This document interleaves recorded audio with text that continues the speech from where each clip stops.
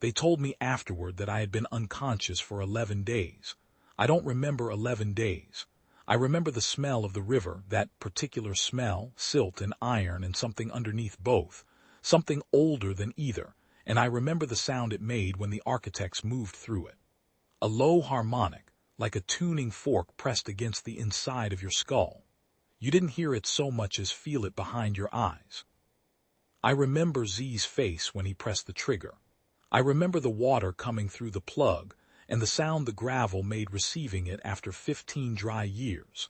I remember my own heartbeat doing something wrong in my chest and thinking, with the calm of a man who has run out of adrenaline, that I should probably sit down. I remember Prack's voice. Davin, I remember her saying in the field hospital the first word I heard when consciousness came back, and the tone of it, professional, steady, but with something underneath it that took me a moment to identify. Something close to relief, close enough. That smell and that sound in Prack's voice are the bookends of everything I'm about to tell you. My name is Davin Key. I was a patrol engineer assigned to Sector 12 of the Great River Corridor, which is what we called it after the architects arrived and the old country names stopped meaning what they used to mean. Before that, I had a different title, a different uniform, a different set of things I was expected to worry about. Sand mining permits, hydroelectric compliance reports, water level telemetry. I spent 6 years measuring the river's pulse and writing reports that nobody read. Then the architects came up through the delta, and everybody started reading very carefully. I'll tell you what the architects are, because even now there are people in the inland settlements who have only heard rumors, and rumors tend toward the dramatic in ways that are actually less frightening than the truth. They are not large. That's the first thing that surprises people. You imagine something enormous and they are not. The largest specimen we ever recovered after the Ket Crossing engagement, which I'll get to, was roughly the size and shape of a river stone, flat and dark, with a faint iridescence along its edges that pulsed in slow waves when it was active. When it was inactive, when it was dead or dormant, it looked like nothing at all. You could have skipped it across the water.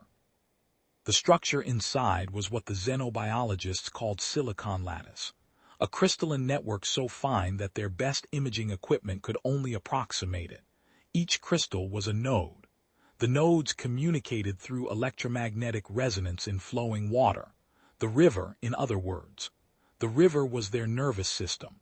The river was their language, their bloodstream, their collective memory. They had seeded themselves into every major waterway on the continent sometime in the decade before anyone noticed, growing their lattice in the silt and the bedrock, knitting together over thousands of kilometers, and by the time the first anomalous readings triggered an official investigation, they were already fully awake. Fully awake and, as far as we could determine, profoundly uninterested in us. That was the second thing that surprised people. They weren't hostile in any way we recognized. They didn't attack. They didn't broadcast demands. They didn't attempt communication, at least not in any form our instruments could parse. They simply occupied the river and proceeded to restructure it according to some logic we couldn't follow. Flow rates changed. Sediment patterns shifted. Fish populations that had been in decline for decades began recovering in some sectors and disappeared entirely in others. The dams, there were 11 operational dams along the corridor in those years, began behaving in ways their engineers could not explain. Spillways opened without commands. Turbines slowed. In one case, a dam in the upper corridor reversed its own flow control systems over the course of 72 hours, so precisely and incrementally that the automated safety systems never triggered an alarm. We didn't know what they wanted. We knew what they were doing. They were remaking the river in their image. I was stationed at Outpost Sola when the regional command finally issued what they called an authorized response protocol. That's a bureaucratic way of saying they stopped pretending we weren't at war. Sola was a converted monitoring station on a bend in the corridor where the current ran fast and cold even in dry season. An old concrete platform, jutting over the water on pylons driven into the riverbed 30 years before I was born. The 6 of us there, 3 patrol engineers, 2 communications officers, and a medic named Prack, had been watching the architects work for 4 months by then. Watching and reporting and receiving orders that amounted to, hold position, gather data, do not engage. The morning the protocol came through, Prack was sitting on the downstream railing eating something from a ration tin, watching the water. She did that every morning. She said the river talked if you listened correctly. I had always assumed she meant that metaphorically. "Davin," she said, not looking up from the water. "They changed the current again last night." "I know. The telemetry logged it at 340. "Not what the telemetry logged." She tapped the side of her head. "Here, I felt it change." I sat down next to her. The river was the color of pewter that morning, overcast sky, and along the far bank I could see the faint pulse that meant an architect cluster was active there. Not visible exactly. A shimmer, like heat haze off summer asphalt, but in the cold. "The protocol," I said. She nodded. She'd read it too. "What do you think?" "I think," Prack said, closing her tin, "that command doesn't understand what it's asking us to shoot at." She was right. That was the thing about the architects that the response teams consistently underestimated. They didn't occupy space the way we occupied space. You couldn't designate a target and fire at it. The individual nodes were the river stones, essentially. The active intelligence was the resonance between them, and you can't shoot a frequency. The early engagement teams learned this the hard way. Explosive ordnance in the water disrupted local clusters temporarily, minutes, sometimes hours, but the damage propagated outward, and the architects simply rerouted. The river had 10,000 channels, and the architects knew every one. What you could do, and what the protocol authorized, was destroy the nodes themselves, one at a time if necessary, stone by stone. I am an engineer. I want to be precise about this. Destroying the nodes was not going to defeat them. The lattice was too vast, too distributed. Every xenobiologist who gave testimony to the regional command said the same thing in different words. You cannot win a war of attrition against an entity that thinks in centuries and has colonized 10,000 kilometers of riverbed. Node destruction was, at best, disruption. At worst, it was harassment. But disruption buys time, and time is the most human thing there is. The first phase of the response took me out of Sola and into the upper corridor, attached to a survey team whose real mission was mapping active node concentrations. The cover was hydrological assessment. The reality was that we were walking a dead river in rubber boots, turning over stones, tagging the ones that pulsed. Z was my team lead. Not his real name, the name he used in the field, which he explained to me on the second day out as meaning something in his home language that roughly translated as someone who comes back. He was Laotian, from a fishing village in what had been the middle corridor, evacuated 18 months earlier when the architects restructured the channel, and the village lost its waterfront to a new sandbar system that hadn't existed the previous year. He had a younger brother and an older sister still in the resettlement camps. He talked about them occasionally at night, always briefly, always the same way, nodding a fact, not dwelling on it. He had that quality that some people develop under prolonged stress, where the emotion is still present but it's been moved somewhere you can't see it from the outside. He was also the best water reader I ever worked with. He could tell you the temperature of a current by the way it moved. He could smell a buried node cluster from 3 meters upstream. He said the architects had a particular frequency they emitted when they were actively processing, when they were, as he put it, thinking, and that it interfered with the way water sounded in your ears. A flatness. He said the river near a processing cluster sounded like a recording of a river rather than a river itself. He was right. Once he told me that, I heard it everywhere. The thing about Z was that he had no patience for the abstraction that regional command preferred when they talked about the architects. Command language was technical, clinical, careful, sector incursion, lattice expansion, Non-hostile anomalous entity activity. Z heard these phrases and said nothing, but you could see him arrange his face the way you arrange your face when someone tells you that a house fire is a thermal displacement event. He had grown up on the river. His father had fished it. His grandfather had fished it before that, and his grandfather's father before him, going back further than the oldest written records of his village. He knew what the corridor was supposed to smell like in each season, what the water was supposed to sound like at each bend, where the catfish held in summer and where they moved in the cold months. All of that knowledge, accumulated across generations, transmitted in the way that fishermen transmit things, not written down, not formalized, just given, the way you give a child a tool and show them how to hold it. The architects had taken all of that and made it wrong. The fish were in the wrong places. The current ran wrong.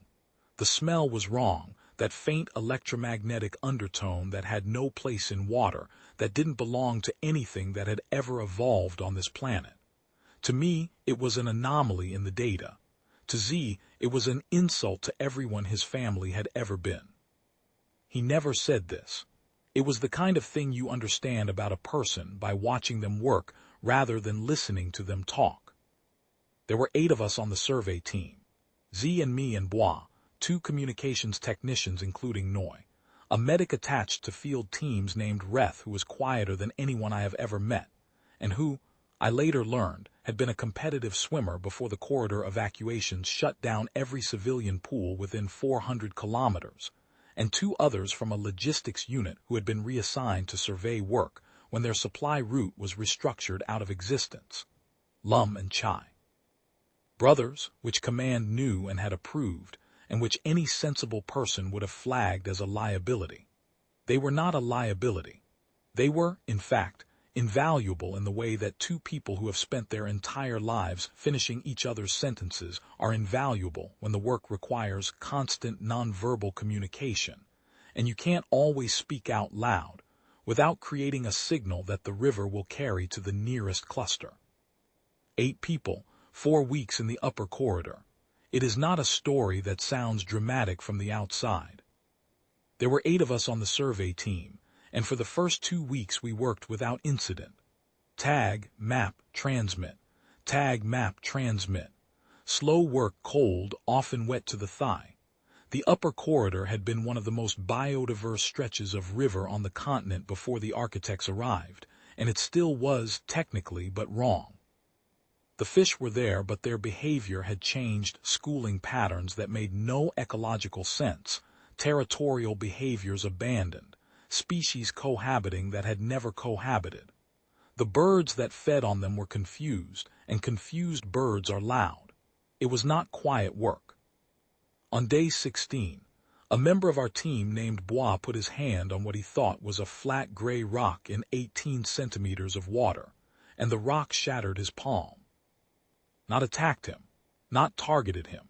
He was simply in the wrong place at the wrong moment during what the xenobiologists later classified as a cascade resonance event, a moment when the lattice amplifies its own signal through a cluster, essentially sending a pulse, and anything biological in close proximity to an active node at the moment of cascade gets hit with an electromagnetic discharge that in Bois' case destroyed the nerves in his hand from wrist to fingertip. He did not lose consciousness. He stood up in the shallows holding his hand and said nothing for a long moment while the rest of us stared at him. Then he said, very quietly, that he could not feel his fingers. Z put Bois in the extraction boat within 11 minutes.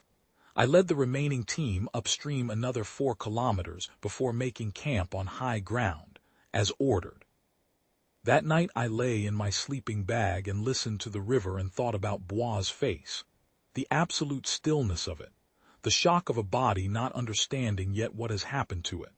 I had seen that stillness before, in a different context, a different kind of damage, and I lay there for a long time before sleep came. The cascade event changed our protocol. We went to longer probes, insulated poles with sensor tips instead of hands. We kept one person on elevated ground at all times to watch for the shimmer that preceded a cascade. We moved more slowly. We flagged more nodes and disturbed fewer. It also changed something harder to quantify. There's a way that a team functions when the threat is abstract, when the danger is theoretical, when the worst thing that has happened to any of you is a wet boot. Bois' hand ended that. The architects were no longer an anomaly in the telemetry data. They were something that could reach up out of the water and take a piece of you. We worked in that new gravity for another 3 weeks. During those 3 weeks, I developed routines that I am not sure were healthy but were probably necessary. Every morning, check the telemetry, check the pulse monitors we had rigged to the probe equipment, check the overnight log that Noi kept of any anomalous electromagnetic readings in the camp perimeter. Every night, review the node maps, cross-reference the day's taggings with satellite imagery, update the count. The count was the hard part. We had tagged at the end of week 7, 4,311 individual nodes in the upper corridor survey zone, 4,311 stones. The lattice extended several thousand kilometers beyond our survey zone. I mention this not to make the work sound hopeless, though some nights it did, but to explain what we were doing and what we weren't doing. Tagging nodes for eventual clearance was intelligence, not action. We were building a picture of distribution, density, the location of processing clusters relative to infrastructure, the relationship between node concentration and restructuring operations we observed downstream. The picture was grim. The upper corridor had been seeded more thoroughly than any previous estimate had suggested. The processing clusters near the dam were drawing nodes from a 70-kilometer radius, concentrating them. It was not random colonization.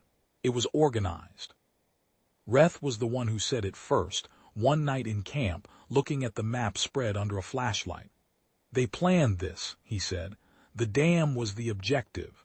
The rest of the lattice is support structure. We sat with that for a while. Support structure for what? Lum asked.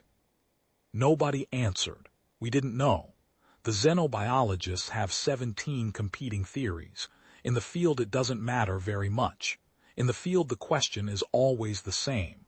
What does the river look like today, and what do we need to do about it? The other thing I need to tell you about those weeks. The river was not the only thing we were monitoring.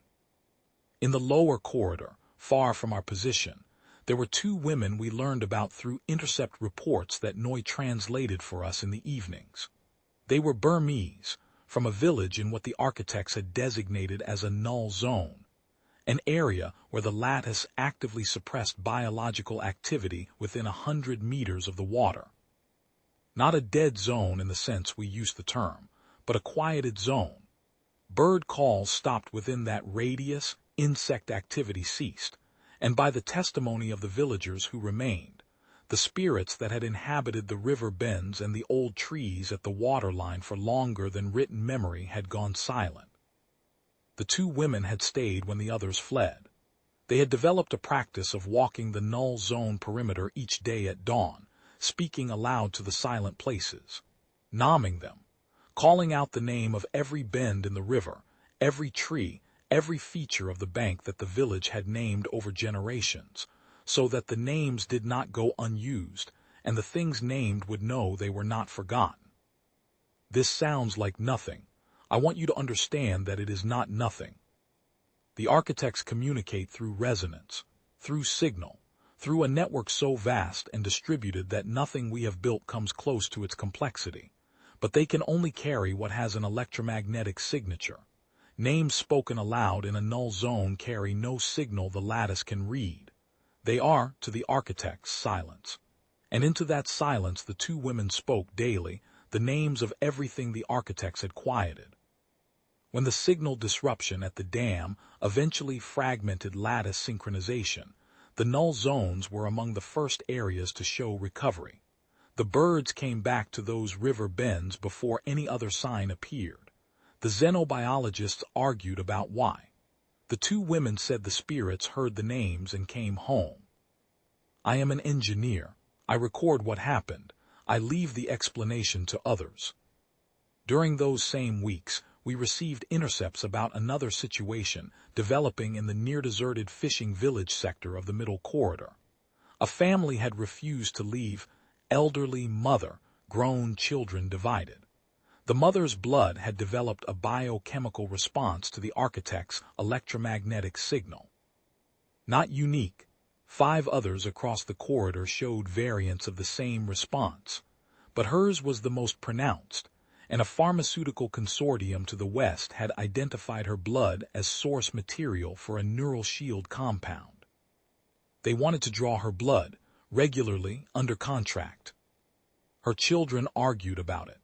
A younger son had come back from the resettlement camp specifically to intervene, had traveled back through dangerous Middle Corridor territory to find his family.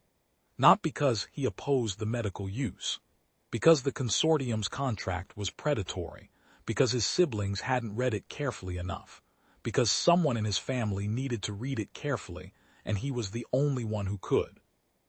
He was a fisherman's son. He sat down with the contract, which ran to 47 pages in a language that was not his primary language, and he read all 47 pages, and on page 31 he found the clause that signed away his mother's right to refuse treatment at any point during the 7-year agreement, and he did not sign. He renegotiated. It took 3 weeks and 2 visits by consortium lawyers and 1 intervention by a regional legal aid organization. His mother received treatment on her own terms, with a right of refusal. The compound worked. A derivative is currently in field trials across 4 sectors. I mention this because it is the same story as noise baskets. The refusal to let something that matters be handled carelessly just because the handling is difficult. The specific, stubborn human insistence on reading page 31. The architects operated at continental scale. They thought in centuries. They had no concept of a clause on page 31 because they had no concept of an individual whose consent mattered separately from the system. To something that is itself a distributed lattice, the idea that any single node has the standing to refuse is, presumably, inconceivable. That was their blind spot. It was a big one. I want to tell you about something that happened in week 5, because it is the thing I think about most when I think about those months in the upper corridor. We had come to a stretch of river that the maps called a dead zone, an area where the architect's restructuring had essentially halted all flow for 6 days the previous month, long enough that everything in the water column died. No fish, no invertebrates, nothing macroscopic. The water was still there. The channel was intact. But the life was gone, and the water had a quality that I can only describe as an absence of itself. Water that had the form of water without the reality of it, without the subtle constant activity that makes living water different from water in a jar. There was a village on the high bank above this stretch. Or what had been a village, the residents had evacuated when the dead zone formed, and the regional authority had told them they could not return until the area was cleared. 23 families. The village had been there for, by the oldest resident's estimate, 150 years minimum. She based that on oral history from her grandmother's grandmother, who had been a child when her grandmother built the first house on that bank. 6 generations. Every generation had built something, added something, modified something, and the village as it stood on the day of the evacuation order was the accumulated argument of 150 years about how best to live on that particular bend of that particular river. When we came through, there were still possessions in the houses. Cooking implements. A child's sandal, small, worn at the toe. A clay pot someone had been in the middle of firing, stopped halfway through, abandoned on a workbench with the tools still laid beside it. The kind of detail that tells you a person left in a hurry or left expecting to come back. A calendar on a wall with dates marked for things that had not happened. A birthday, a market day, a name written in careful script next to an appointment that the evacuation had canceled. There was a house near the upstream edge of the village where the roof had partially collapsed during the previous month's storms, and whoever had lived there had placed a row of potted plants on the high shelf above the doorway to keep them safe from flooding. and the plants had died with no one to water them, and their dead stems were still in the pots on the high shelf, still neatly arranged, exactly as they'd been left. The community spirit house at the center of the village had offerings on its threshold that the mice had gotten into, seeds and dried flowers scattered and gnawed, the small hand-woven baskets tipped on their sides. Someone had put those offerings there believing the spirit of the place was still present, still needed tending. In the months since the evacuation, no one had been back to tend it. The baskets had sat there through dry season and the beginning of the rains, offerings for a spirit that was perhaps too loyal to leave even when its people had. Our communications officer, Noi, stopped walking when we reached the spirit house. She stood there for a moment without speaking. I could see her looking at the baskets, the scattered seeds, the flowers drying to dust. She was from the southern corridor, from a family that had always been practical and urban and secular in the way that several generations of city living will make a family, and I would not have predicted what she did next. She straightened the baskets. One by one she set them upright, gathered what seeds she could back into them, replaced the flowers as best she could with the dried ones that remained intact. It took her 4 minutes. None of us spoke. None of us moved away. The rest of us stood and waited without being asked to. It was a small thing. It changed nothing measurable. The village was still empty. The dead zone was still dead. The architects were still remaking the river 17 meters below the high bank. But Noi set those baskets right, and we waited for her, and when she was done, we all moved on together, and I carried that moment with me for a long time before I understood what it was. It was witness, the decision to see a thing and say, this was here, this mattered, this is not lost simply because it is currently unattended, to refuse the logic that absence equals ending. The architects could not do that. They could restructure. They could colonize. They could reorganize the physical reality of a river system with a patience and precision that no human engineering has ever matched. But they could not look at a tipped basket and set it right. They had no category for that action. To something that thinks in electromagnetic resonance and river current, a tipped basket is not a problem with a solution. It is entropy, which is the natural downstream direction of all things, and they were downstream thinkers to their crystalline cores. We are not. I don't know exactly how to explain why that matters, only that it does, only that there is a difference between a team that would have done that and a team that wouldn't have, and the difference matters when the work goes long and the arithmetic is bad, and you're lying in a sleeping bag listening to a river that sounds like a recording of itself. The survey mission ended at the dam. The dam in question was the largest in the upper corridor, a gravity dam built in the previous century and modified twice since, sitting across a gorge where the river compressed itself into something fast and green and violent before spreading out again below. It was still nominally operational, still connected to the regional grid, still producing a fraction of its rated output. But for the past 2 months, its control systems had been producing readings that made no engineering sense, and the 3 technicians who had stayed on to monitor it had evacuated 10 days before we arrived after the facility AI locked them out of every system simultaneously. We approached from the service road on the north bank, and Z stopped the team before we had line of sight to the dam itself. He stood very still, head slightly tilted. Processing cluster, he said. Large one. How large? The largest I've felt. He said this without drama, the way you note a measurement. We came around the last bend in the road and saw the dam, and we all stopped. The dam was covered in them. Not metaphorically, not approximately. Every flat surface on the downstream face of the structure was populated with node clusters, packed so densely that the concrete was no longer visible. The entire face was dark and iridescent, pulsing in slow, synchronized waves. In the afternoon light it looked almost beautiful, which was a thought I remember having, and then deliberately setting aside. Z turned to me. This is what they came for, he said. the electromagnetic resonance from flowing water. The dam generated it in quantities orders of magnitude greater than any natural river feature. The turbines, the spillways, the pressure differentials across 100 meters of concrete. To the architects, a dam of this scale must have been something like a sun. A source of energy and signal so concentrated it drew them from across the entire lattice. "We need to transmit this," I said.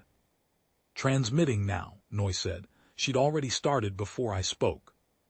We set up observation 400 meters back from the dam, in a concrete equipment shed that we sealed as best we could against the pulse, insulating material around the door frames, equipment powered down to minimize our own electromagnetic signature.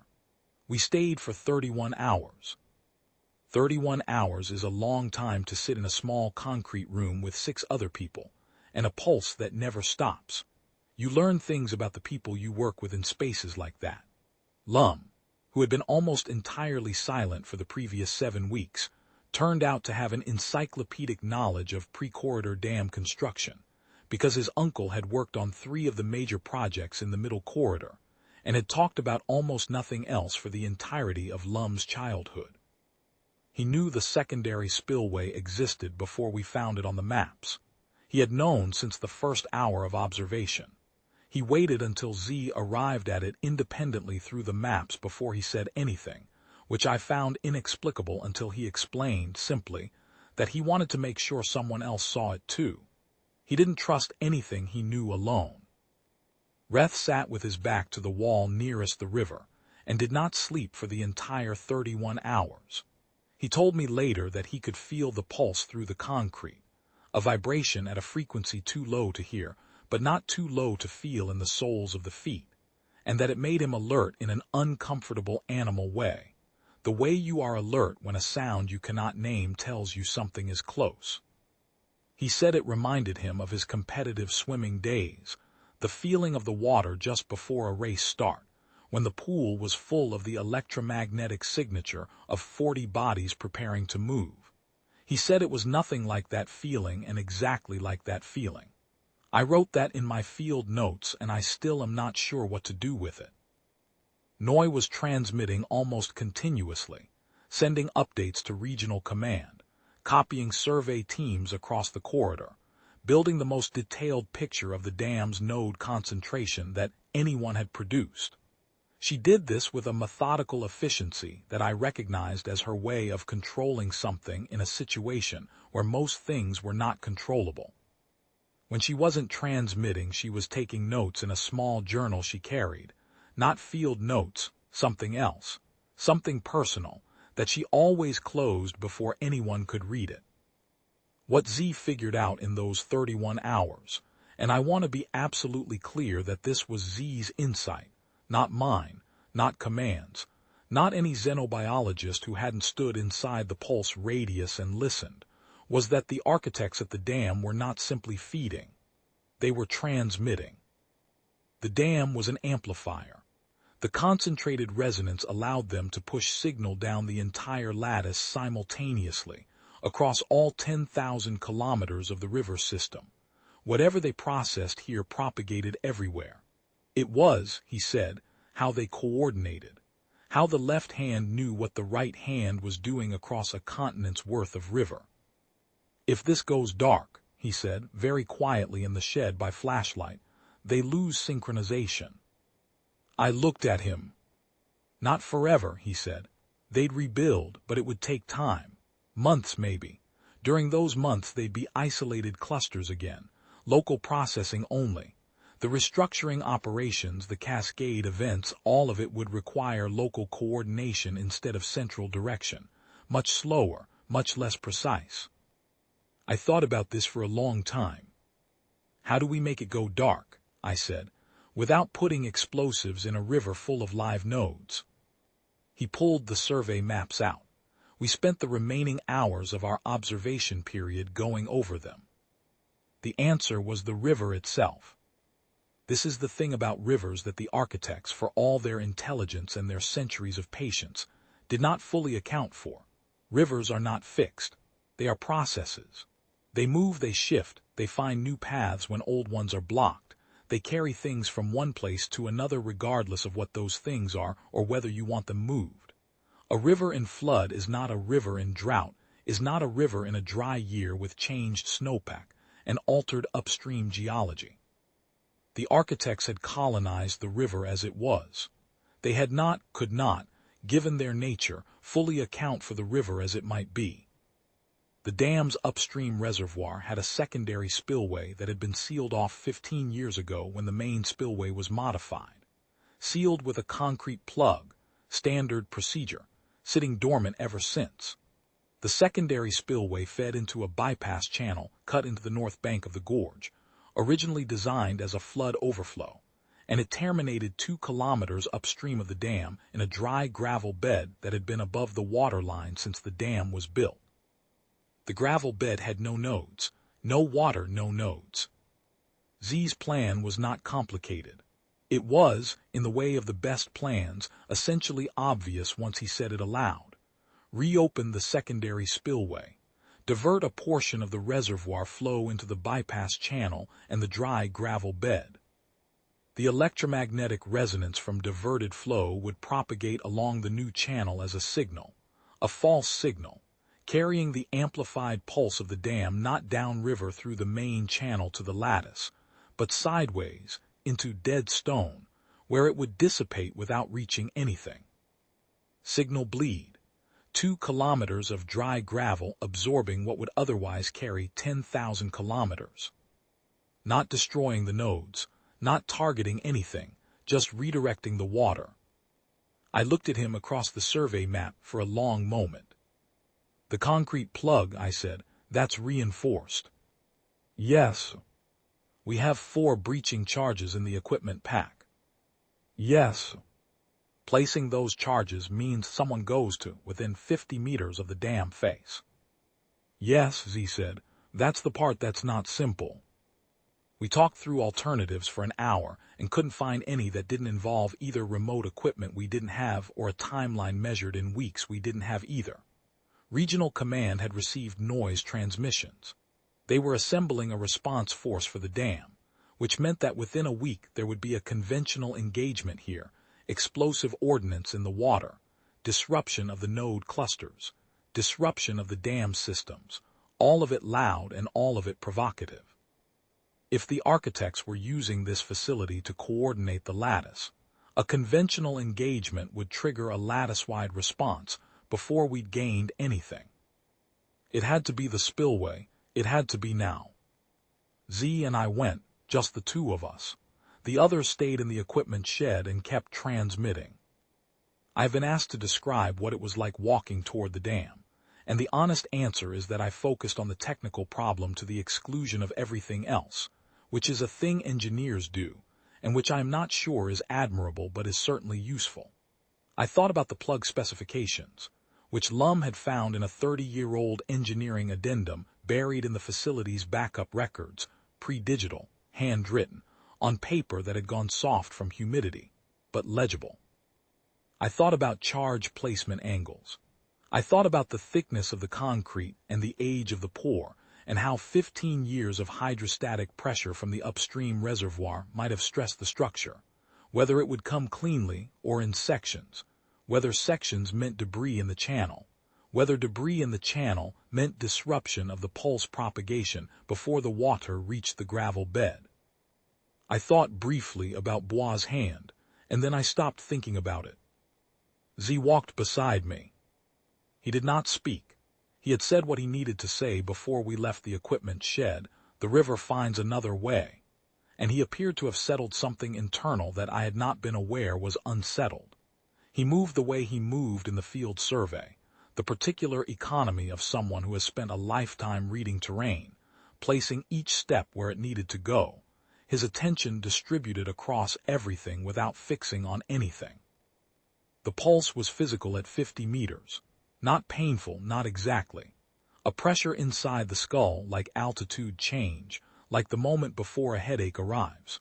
My heartbeat felt irregular to me, though I later learned from Prac that the cascade resonance affects the body's electrical signals transiently, and doesn't actually disrupt cardiac rhythm in healthy adults.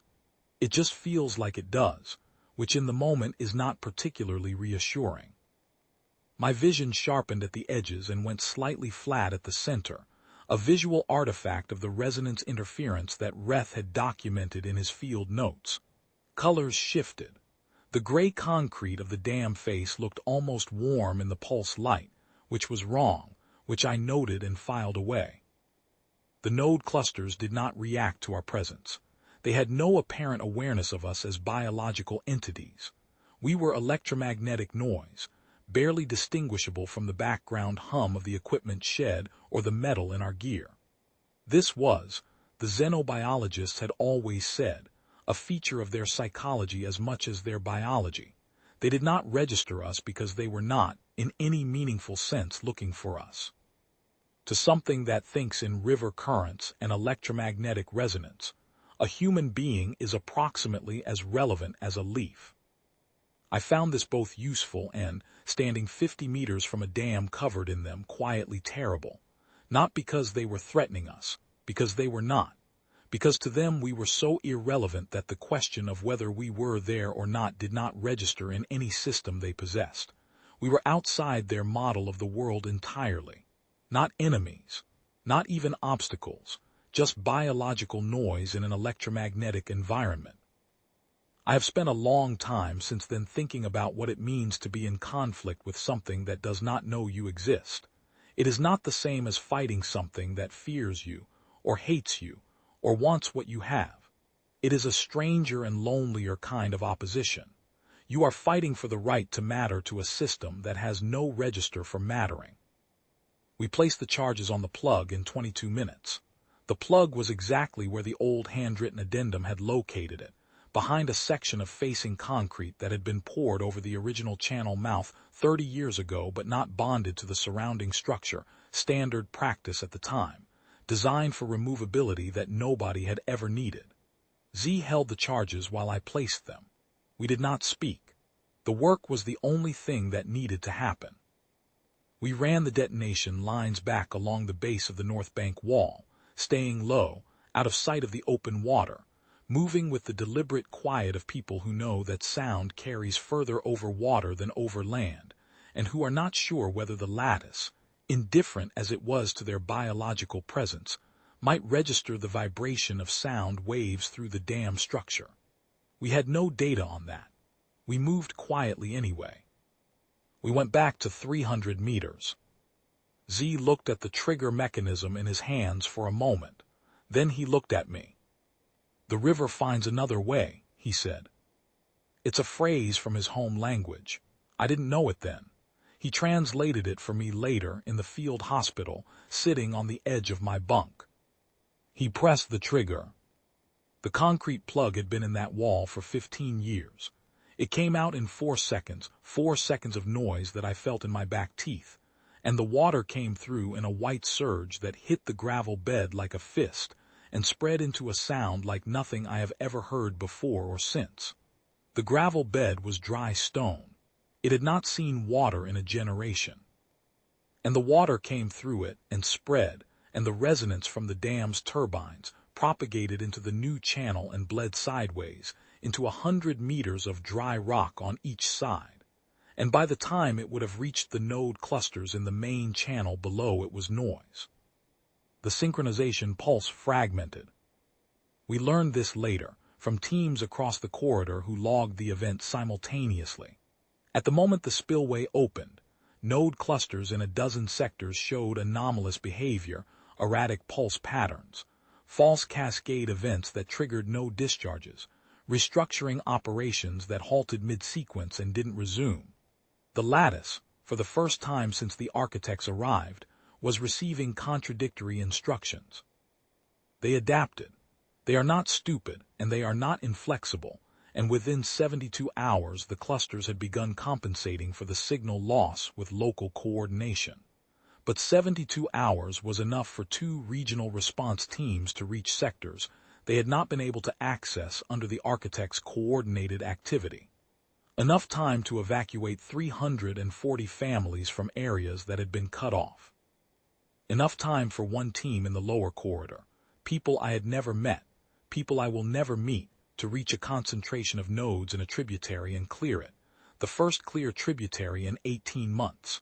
And in the null zone sector of the lower corridor, where the two Burmese women had been nomming the silent places at dawn every day for 7 months, the lattice desynchronized 3 hours before the rest of the system. The xenobiologists argued about why. The timing suggested that the null zone had been receiving a localized disruption signal independently of the dam. Something in the local network behavior, some anomalous resonance that their models hadn't accounted for. I have my own theory. I won't put it in the field report. It was not a victory. I want to be clear about that. Z was clear about that on the walk back before the response teams intercepted us and before I understood how close the cascade pulse had come to stopping my heart for the few seconds it takes a body to not recover from that. He was very direct. This was time, not triumph. The architects would resynchronize. The dam would require ongoing disruption. The lattice was too vast to collapse. But time, as I said, time is the most human thing there is. We are the only species in this conflict that measures things in human lifetimes and feels the weight of that measurement. The architects are patient because they have no concept of impatience. Time, to something that thinks in millennia, is not a resource but a medium, like water, like signal. They do not experience the passage of time as loss. They simply wait and restructure and wait again. We experience every day. That is our weakness, and it is also our only real weapon. Because we experience every day, we also remember every day, and the memory is not passive. It accumulates into something that the architects cannot model, something that gets heavier and harder and more specific as it accumulates. Z's sister measuring the waterline every day for 18 months. Noise baskets. The fisherman's son on page 31. The two women, nomming the silent bends of a quieted river at dawn. The architects were remaking the river. We were refusing to forget what the river had been. Those are not the same operation. They are not even in the same category of operation. And it matters, in ways that I believe are going to matter more as this goes on, that we understand the difference. I spent 11 days unconscious, and then I woke up in a field hospital that smelled of antiseptic and rain coming through a window someone had left open. The first thing I was aware of, before I was aware of being awake, was the rain. The sound of it on the tin roof of the hospital building, which was a converted agricultural warehouse 20 kilometers from the corridor's edge, far enough from the river that the pulse was inaudible even to Z's calibrated senses. The rain sounded clean. It sounded like rain, not like a recording of rain, not with that electromagnetic undertone of wrongness.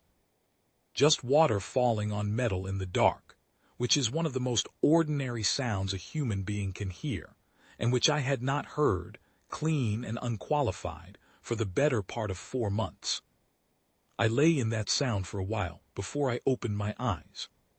Prack was sitting in the chair next to my bunk reading a document on a tablet. She looked up when I moved. Cardiac arrhythmia from the pulse proximity, she said before I could ask. It resolved. You'll feel the irregularity for another few days, but it will pass. Z. Coordination tent. He's been there since yesterday. Working with the survey teams. I lay there for a moment. Outside the window the rain was steady and gray, and I could hear it hitting the ground, and somewhere beyond that the sound the river made, which was the river's own sound, not a recording of it, moving and complicated and full of things I didn't have names for. Noy told me something, Prack said, while you were out. What? She said that in the village, the empty village, the dead zone, you all waited while she fixed the offerings on the spirit house threshold. She said nobody had to be asked. I didn't say anything. She said that's the reason she thinks we're going to be all right. Prack looked at me with that flat, careful expression she used when she was saying something she meant entirely. Not the spillway, not the signal disruption, that. I stared at the ceiling for a while. The rain kept coming. The river kept moving. Somewhere in the lattice under the riverbed, the architects were thinking in frequencies I would never hear, rebuilding the synchronization we had broken, patient as geology. We would break it again. That was the plan. Node by node, dam by dam, channel by channel, slow work, wet work, the kind of work that doesn't end cleanly or announce its own conclusion. Not a battle with a fixed hour, but a long argument about whose river this is, conducted in the language of water and time. The architects thought in currents. They thought in the long downstream logic of water seeking its level, going where gravity took it, spreading across the lowest available ground. It was an intelligent system. It was also, finally, a rigid one. They could not conceive of anything that refused to go downstream. The village of 23 families had been there 150 years before the architects arrived, and the residents knew something the architects did not know. The river is not only what flows through it. The river is everything that chooses to come back. Noise baskets. Z's phrase. Bois, who asked in the field hospital, I heard later, from the medic who treated him, whether his survey maps were still accurate before he asked about his hand. The 3 technicians who evacuated the dam and then spent 10 days in a truck outside the perimeter, transmitting their system knowledge to every team that requested it, because they had run that dam for 20 years and knew where every weakness was. 23 families in a resettlement camp who were told they could not return, and who sent a delegation to the regional authority every week regardless, politely, consistently, for 8 months, with documentation of their legal claim, until the authority got tired of saying no. That's what the architects could not model, not the tactics, the persistence, the sheer, unreasonable, specific human refusal to accept that what was taken is gone.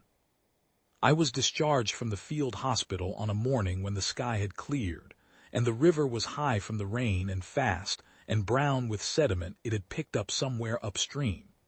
I stood on the bank for a while before I reported to the coordination tent, watching it move. There's something about a river in flood that I have always found difficult to explain to people who grew up away from water. It should be threatening, the speed, the color, the debris that comes through in the high water, the sense of a force operating at a scale your body has no business being near. And it is threatening, but it is also, in a way that contradicts the threat without canceling it, deeply reassuring. Because a river in flood is the river doing what rivers do. It is not performing normality or approximating it. It is simply itself, doing what the season requires, carrying what needs to be carried, going where it goes. After months of a river that sounded like a recording, standing next to a river in full unqualified flood was like standing next to something that had never stopped being alive. I stood there for a long time. Z found me there. He stood next to me without speaking for a moment, watching the water with the attention he gave everything near the river, total and relaxed at once, the attention of someone for whom looking at water was not an act but a state. You heard what Prax said, he told me, not a question. Yes.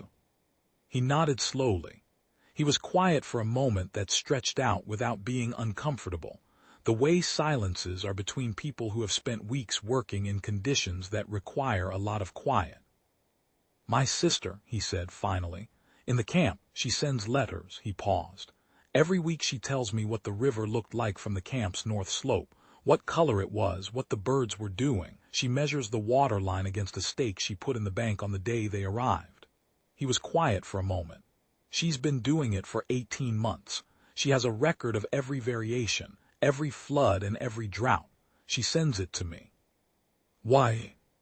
Because she says the river remembers, he said, and someone should be remembering with it. I thought about that for a while. The way you think about something that has the weight and shape of something you already know, but haven't had words for yet. The architects are in the river, I said. Yes. They've been in it for years. Yes. And your sister has been measuring it for 18 months. Yes. He looked at me, and I understood that we were not talking about the same thing. He was not talking about the survey work, or the intelligence value of environmental monitoring, or the use of civilian observation networks in contested territory. He was talking about something older and simpler, the refusal of a woman in a resettlement camp to let the river become unfamiliar to her. The insistence on bearing witness to it, day by day, flood and drought, even when bearing witness changed nothing about her situation, and nobody had asked her to do it, and nobody would have known if she stopped. We watched the water together for a while longer, the current moving fast and complicated around the pylons of what had been a bridge. 3 of the 4 spans collapsed now and the 4th leaning. Everything changed from what it had been. Nothing gone that couldn't eventually be named and accounted for, and given enough time, rebuilt. I reported to the coordination tent. The work was waiting. It is always waiting. The architects are still in the river. I want you to understand that going in, not as a caveat but as a fact. They have been in the river since before most people alive today were born, and they will be in the river for a long time after this particular account ends. The survey teams are still working. The signal disruption operations continue. In some sectors, the restructuring has been reversed, channels restored, dead zones recovering. In other sectors, the work has barely started. There are villages still empty. There are families still in camps. But in the upper corridor, where the secondary spillway is now a permanent diversion, and the bypass channel has been named on the new maps, and the dry gravel bed is no longer dry, the node clusters at the dam have been declining for 6 months. The amplification node that coordinated the lattice across a continent has been broadcasting contradictory signal since the day Z pressed a trigger, and water did what water does when you show it a new way through. Noy was recently assigned as the Senior Communications Officer for Sector 4, which is a promotion, and she sends me updates when she can. Bois is working in telemetry out of a settlement in the middle corridor, one-handed, reading instruments with a precision that his supervisor described to me in a message as frankly alarming. Prak is still at Outpost Sola, still sitting on the downstream railing in the mornings, still listening. Z's village, his sister's village, is still in the resettlement camp. The waterfront is still a sandbar. The delegation still goes to the regional authority every week. But last month, for the first time in 2 years, the fish came back to that stretch of the river. Just a few. Silver flashes in the morning light moving upstream. His sister wrote him about it, measured the water line, told him what the birds were doing. He showed me the letter in the coordination tent, this quiet man who carries his grief like a flat stone in his pocket, and he didn't say anything, and I didn't say anything, and outside the window the river ran its long course south, carrying whatever it carried as it always has, as it will. I don't know how this ends. I don't think the ending is the point. The river finds another way.